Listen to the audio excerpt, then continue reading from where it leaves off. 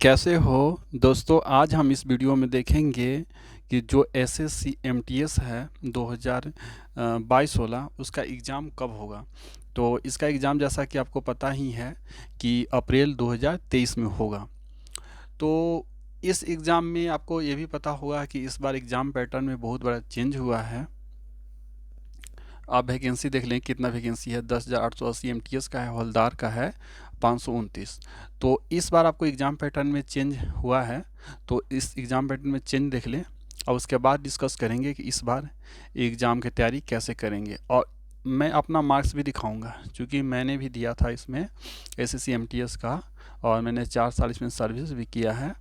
तो मैं अपना खुद का मार्क्स भी दिखाऊंगा कि मेरे कितने मार्क्स आए थे। सबसे पहले इस बार के एग्ज़ाम पैटर्न देख लेते हैं, उसके बाद आगे चीज़ देखेंगे। तो दोस्तों जैसा कि आप यहाँ देख सकते हैं कि इस बार का एग्ज़ाम पैटर्न, इसमें एग्ज़ाम में 2 सेशन में क्वेश्चंस आएंगे। जैसे कि न्यूमेरिकल यानी मैथ एंड रीजनिंग का एक सेशन हो जाएगा, एंड जीके एंड इंग्लिश का एक सेशन। तो मैथ के 20 क्वेश्चन आएंगे और रीजनिंग के भी 20 क्वेश्चन उस सेशन 1 में, और सेशन 2 में जीके के 25 क्वेश्चन और इंग्लिश के 25 क्वेश्चंस। तो 50 क्वेश्चंस आपके हो गए सेशन 2 में और 40 क्वेश्चन हो गए सेशन 1 में। तो और ईच क्वेश्चन, जो प्रत्येक क्वेश्चन 3 मार्क्स हो गए। और दोस्तों ये भी, इसमें जो सेशन 1 है वह बस क्वालिफाइंग है, ठीक है, और सेशन 2 है उसके आधार पर मेरिट बनेगा। जैसा कि आप यहाँ देख सकते हैं, there will be no negative marking in session 1, in session 2 there will be negative marking of 1 mark, ठीक है। तो सेशन 1 में निगेटिव मार्किंग चूँकि है ही नहीं, तो सारे क्वेश्चंस आप अटेम्प्ट कर लेना, ठीक है। और जो सेशन 2 है उसमें निगेटिव मार्किंग है, तो उसमें क्वेश्चन ध्यान से सोच समझ के पढ़ के बनाना और अच्छे से क्वेश्चन उसमें ज़्यादा स्कोर करने की कोशिश करना, क्योंकि उसी के आधार पर आपका मेरिट बनेगा, ठीक है दोस्तों। तो सेशन 2 यानी जो यही इम्पोर्टेंट है एग्ज़ाम के लिए, यानी जीके एंड इंग्लिश। तो इसमें हम यही देखेंगे कि जीके एंड इंग्लिश का तैयारी कैसे करें, ठीक है दोस्तों। जीके इंग्लिश का देखते हैं कैसे तैयारी करना है। तो जीके इंग्लिश की तैयारी करने से देखने से पहले कि कैसे उसका तैयारी करना है, उससे पहले देख लें कि मैंने जो एग्ज़ाम दिया था तो उसमें मेरे कितने मार्क्स आए थे। तो मेरे मार्क्स पहले आपको दिखा देता हूँ, उसके बाद बताऊँगा कि आपको इस बार कैसे तैयारी करना है। ये खुल रहा है दोस्तों, तो देख सकते हो 2016 वाला जो एसएससी एमटीएस था उसका मैंने एग्ज़ाम दिया था, और 2018 में इसका ज्वाइनिंग हुआ था, 2022 तक मैं इसमें सर्विस किया था। उसके बाद मैंने नवोदय विद्यालय ज्वाइन कर लिया हूँ, जैसा कि आपको पता ही होगा। तो इसमें इस समय भी 150 मार्क्स का एग्ज़ाम हुआ था। आई मीन एक 100 क्वेश्चन आए थे, लेकिन ये क्वेश्चन 150 मार्क्स के, 1.5 मार्क्स के थे। तो इस तरह से 1.5 गुने 100 यानी 100, 150 मार्क्स के एग्जाम हुए थे। तो प्रत्येक जैसे मैथ रीजनिंग जीके इंग्लिश सभी 37.37 नंबर के आए थे, ठीक है, 37.37 चौको 150 हो जाएगा। तो मेरे मैथ में आप देख सकते हो कि 37.5 में 37.5 पूरे मार्क्स आ गए थे, और जो जीके है उसमें 34.25 आ गए थे 37.5 में, और इंग्लिश में 37.5 में से 30 आए थे, और जीके में 26.25, और टोटल 128 मार्क्स आए थे, ठीक है दोस्तों। यानी टोटल देख लो 150 का कितना परसेंट हो गया। 150 का अगर 80% कैलकुलेट किया जाए तो 15 पच्चीस 75, 15 छः 90, 15 से तो 105, 15 8 20 है, 120 मार्क्स ही 80% हो जा रहा है। और तो 120 मतलब 80% से भी मेरे ज़्यादा मार्क्स थे, ठीक है, 85-86% के आसपास थे। तो आपको इस बार भी लगभग, अगर चाहते हैं कि फाइनल मेरिट में आपका नाम आए, तो आपको भी कम से कम 80% मार्क्स तो लाने ही पड़ेंगे, ठीक है, 80% मार्क्स तो कम से कम लाने पड़ेंगे। तो 80% मार्क्स लाने के लिए आपको कितने क्वेश्चंस बनाने होंगे पहले। तो 80% अगर जब आपको मार्क्स लाना है तो कितने क्वेश्चन बनाने होंगे, ये देख लेते हैं।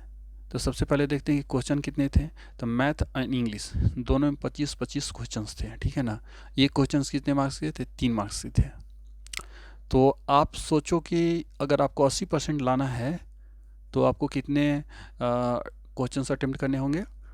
जैसा कि आप 25 क्वेश्चंस देखते हैं सकते हैं कि जीके का है, 25 क्वेश्चंस आपका इंग्लिश का है।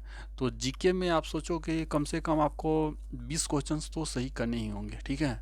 और इंग्लिश में 22 से 23 क्वेश्चंस आपको सही करने होंगे, तब जाके आपका 23 और 20 कितना हुआ, 23 और 20 43, 50 में से 43 क्वेश्चन सही होगा, 43 क्वेश्चन सही होगा, तब जाके आप मेरिट में नाम आपका आ पाएगा।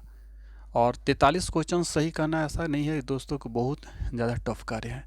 आपको जीके में लाना होगा, जीके में जो जीके हो गया उसमें आपको 25 में से तो 20 क्वेश्चंस आप कर ही सकते हैं, ज़्यादा टफ क्वेश्चन नहीं पूछता है। आपको प्रीवियस ईयर्स का क्वेश्चन भी दिखाऊंगा, ऐसा नहीं कि बहुत ज़्यादा टफ पूछता है।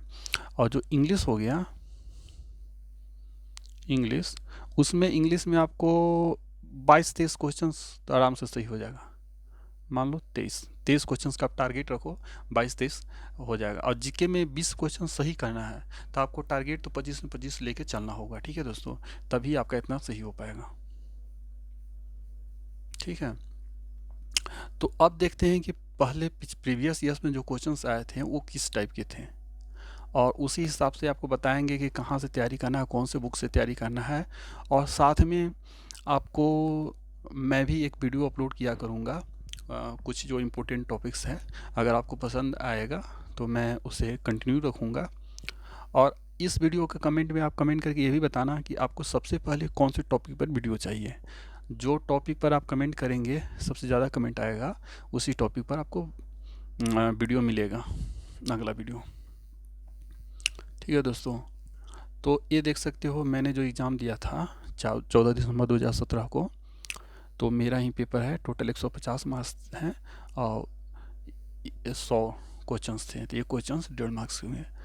तो इससे तो आपको थोड़ा एक आइडिया मिलेगा कि क्वेश्चंस किस टाइप से आते हैं, बस इसीलिए दिखा रहा हूँ आपको। बस जीके इंग्लिश वाला दिखाऊंगा कि मैथ रीजनिंग तो आपका बस क्वालिफाइंग ही है, तो क्वालिफाइंग है तो उसके लिए भी तैयारी आपको करना होगा, नहीं तो बहुत लोग क्वालिफाइंग में भी फेल कर जाते हैं, क्वालिफाइंग के लिए जितना मार्क्स उतना भी नहीं ले पाते हैं, ठीक है दोस्तों। तो बस आपको भी दिखाएंगे,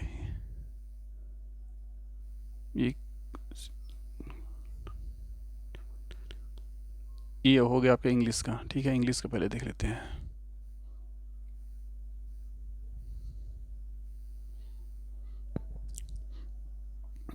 इसके ऊपर कौन सा था, मैथ का था। तो in the following question some part of the sentence may have error, find out which part of the sentence has an error. तो एरर फाइंडिंग वाला क्वेश्चन है। तो as the country would lacking laws and a regulatory framework to steer the process, इसमें किस में error है, तो आप देख सकते हो कि जो पार्ट 1 है 1 उसमें एरर है, ठीक है। तो इस तरह से एरर फाइंडिंग वाला क्वेश्चन आएगा। और आपका इस फिल इन द ब्लैंक्स वाला क्वेश्चन आएगा, जिसमें ये मॉडल वर्ब होते हैं उससे भरना रहता है, उस टाइप से। और वर्ब का यूजुअल आएगा, सेंटेंस वगैरह से क्वेश्चन आएगा, इस टाइप से। तो इंग्लिश आई होप आप सभी का ठीक होगा, फिर भी आप देख सकते हो किस टाइप से क्वेश्चन आ रहा है। एक्टिव पैसिव डायरेक्ट इनडायरेक्ट ये सबसे कोई क्वेश्चन आता है। Synonyms antonym in the following question out of the given एल्टी select the word which is opposite in meaning. तो अपोजिट इन मीनिंग वाली मतलब अपोजिट वर्ड एंटोनिम से आ गया, ठीक है। ये मेरा क्या नोट आंसर ही मैंने आंसर नहीं किया था। इन the following question out of the 4 alternative select the word which is opposite in meaning of the given word. Pinnacle, pinnacle मतलब सबसे हाईएस्ट पॉइंट होता है, तो इसका आप क्या पूछ रहा है, अपोजिट इन मीनिंग, तो उसका सबसे नीचे वाला हो जाएगा, तो बेस हो जाएगा, ठीक है। इस टाइप से आप देख सकते हो, ये मेरा सही था। इस टाइप से इंग्लिश क्वेश्चंस आप देख सकते हो। और इंग्लिश का जो क्वेश्चंस है आप एक बार देख लेना, उसके बाद मैं जीके क्वेश्चन दिखाऊंगा, और जीके का एक वीडियो आपको दिया करूंगा दोस्तों, ठीक है। इंग्लिश के बस अब देखते जाओ किस टाइप से आ रहा है, और जीके का भी वीडियो मैं इसको वीडियो में दिखाऊंगा। और उसके अलावा जीके क्वेश्चन अब आ गया, यहाँ से आ गया होगा, ये तो यहाँ से। विच one of the following is the most important aspect of closed economy. Closed economic से देखो क्वेश्चन, क्लोज्ड इकोनॉमी और ओपन इकोनॉमी होता है ना, खुली अर्थव्यवस्था, बंद अर्थव्यवस्था। तो भारत का अर्थव्यवस्था 1990-91 से पहले क्या ऐसी थी, क्लोज थी, और उसके बाद क्या हो गई थी, ओपन हो गई थी, ओपन मार्केट हो गया था। तो जो क्लोज्ड इकोनॉमी होता है तो उसमें क्या होता है, उसमें बोथ इम्पोर्ट एंड एक्सपोर्ट में क्या होता है, both import and export of होता है, नहीं होता है, बंद न रहता है, नाम है इसका क्लोज्ड। ठीक है, what is the full form, NSSO, national sample survey organisation. तो इस टाइप से फुल फॉर्म से भी आपका क्वेश्चन आता है, तो फुल फॉर्म का वीडियो देख लेना। उसके लिए इकोनॉमिक्स तो आएगा ही, how many members of the Rajya Sabha are nominated by the president, 12। तो ये हो गया आपको पॉलिटी का क्वेश्चन। और लोकसभा में कितने नॉमिनेटेड होते हैं दोस्तों, लोकसभा में 2 होते हैं ना, और शायद अब नॉमिनेटेड वाला बंद भी हो गया, अब नॉमिनेटेड नहीं होते हैं। Who of the following administers oath of the office and secretary to the Lok Sabha speaker, यानी निम्नलिखित में से कौन लोकसभा के स्पीकर के पद और गोपनीयता की शपथ दिलाता है। तो इसका कौन सा आंसर हो जाएगा, प्रेसिडेंट दिलाते हैं। तो इस टाइप से आप क्वेश्चन देख लो। ये इंडस वैली सिविलाइजेशन से हो गया, विच one of the following place of Indus valley. तो ये देख लो प्रेसिडेंट शपथ। तो अब ये भी देख लेना है कि किसको कौन शपथ दिलाता है। जैसे चीफ जस्टिस ऑफ इंडिया कौन शपथ दिलाता है, राष्ट्रपति को कौन दिलाता है, मुख्यमंत्री को कौन दिलाता है, राज्यपाल को कौन दिलाता है, मुख्य न्यायाधीश को कौन शपथ दिलाता है। इस टाइप से क्वेश्चन भी आते हैं। Which one of the following place of Indus valley civilisation was known as the oasis of Sindh. तो इंडस वैली सिविलाइजेशन से भी 1-2 क्वेश्चंस आएंगे, ठीक है ना।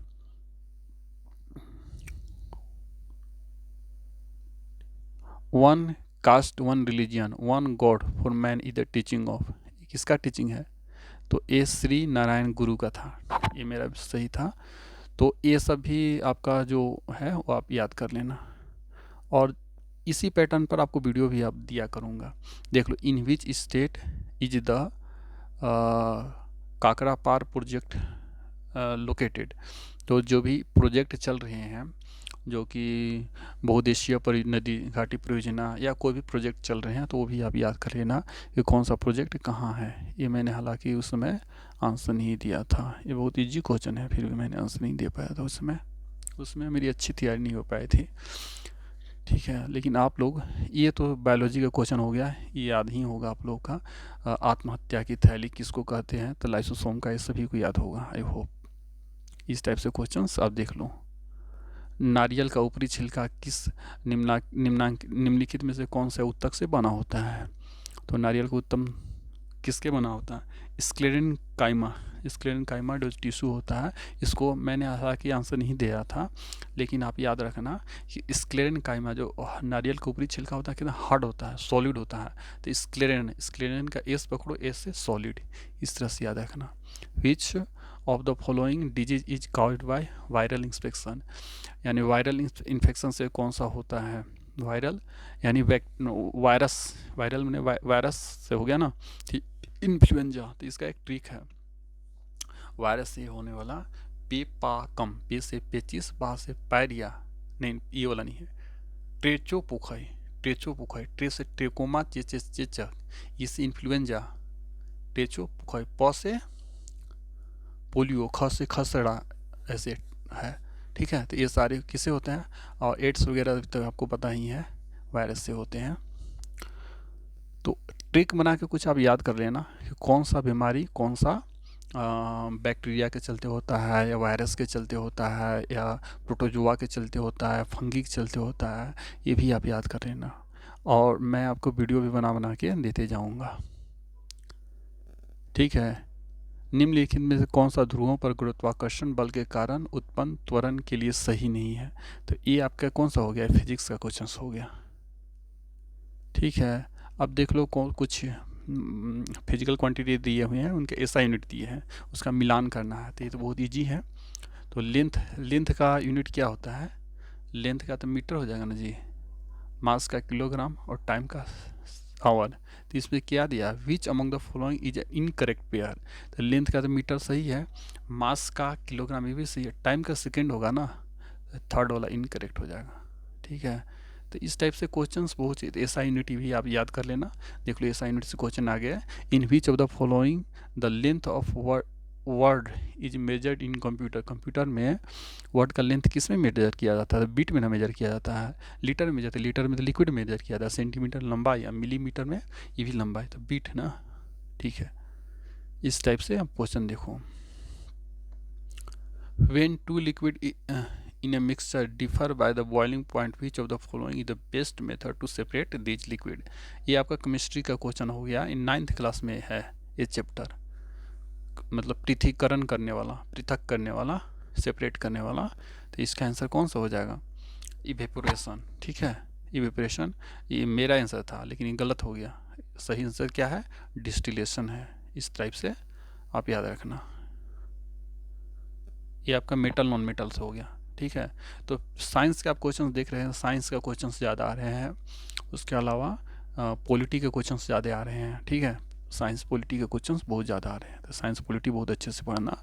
विच of the following is a threat to the environment? Environment के लिए कौन सा थ्रेट है? तो ग्रोइंग पॉपुलेशन, पॉपुलेशन बहुत ज़्यादा बढ़ेगा तो क्या होगा? तो ये बहुत नुकसानदेह, आप सभी को जान ही होंगे कि पूरा इंडिया में या पूरा वर्ल्ड में पॉपुलेशन कंट्रोल करने पर लोग लगे हुए हैं, क्योंकि इसके चलते सभी को खाना भी नहीं मिल पाएगा, उसके अलावा प्रदूषण बढ़ेगा, उसके अलावा सभी को जॉब नहीं मिल पाएगा, ठीक है। तो ये बहुत ज़्यादा बड़ा प्रॉब्लम है। विच one of the following is not a Maharatna public sector unit of India? तो महारत्न, मिनी रत्न कौन कौन है, ये सारे के नाम याद कर लेना, और उसके हेडक्वार्टर कहाँ है ये भी याद करना। वो सारे वीडियो मैं आपको धीरे धीरे बताऊंगा, आप पहले कमेंट करना, बताना कि आपको कौन कौन से टॉपिक पे चाहिए। Who among the following scientist invented the jeep fastener? तो ये वाला शायद मुझे याद नहीं था, जीप फास्टनर का आविष्कार नेम नहीं थी, तो आविष्कारक वाला भी आप याद कर लेना। ये सब कुछ टॉपिक्स है, इससे क्वेश्चन आते ही आते हैं, हर एग्जाम में आते हैं, तो वो टॉपिक आप याद कर लेना, और मैं भी आपको वीडियो बना बना के ट्रिक से आपको देते जाऊंगा। दिल्ली के जामा मस्जिद का निर्माण निम्नलिखित में से किसने करवाया था? जामा मस्जिद का निर्माण किसने करवाया था? शाहजहां ने करवाया था ना। Grammy award is given which of the flowing field? तो ये म्यूजिक में दिया जाता है। ग्रैमी के जी याद करो, गाना, गाना, गाना, म्यूजिक को गाना भी बोला जाता है, संगीत। Who is the author of the final test exit Sachin Tendulkar? इसके राइटर कौन है? दिलीप डिसूजा, ठीक है। तो बुक ऑथर वाला, जो करेंट बुक ऑथर वाला है, वो भी याद कर लेना, उसका मैं एक वीडियो भी बना बना के देते जाऊंगा, ठीक है दोस्तों। In which of the following years the United Nations officially came into existence? तो यूनाइटेड नेशन ऑफिशियली कब एग्जिस्टेंस में आया? तो 1945 में। Who was the prime minister of Pakistan? Who was the prime minister of Pakistan? तो प्राइम मिनिस्टर पाकिस्तान के इनमें से कौन थे? पाकिस्तान के पहले प्रधानमंत्री? तो मोहम्मद अली जिन्ना, ये तो नहीं, तो इसका आंसर कौन सा हो जाएगा? लियाकत अली खान, लियाकत अली खान। तो इस टाइप से कुछ नेबरिंग कंट्री है, तो आप जो नेपाल है उसके पहले प्रधानमंत्री कौन थे, चाहे बांग्लादेश है उसके पहले प्रधानमंत्री कौन थे, ये सभी आप याद कर लेना। तो दोस्तों, अगर आपको वीडियो पसंद आया तो वीडियो को लाइक करें, चैनल को सब्सक्राइब करें, and share this video to friends and relatives. Thank you friends.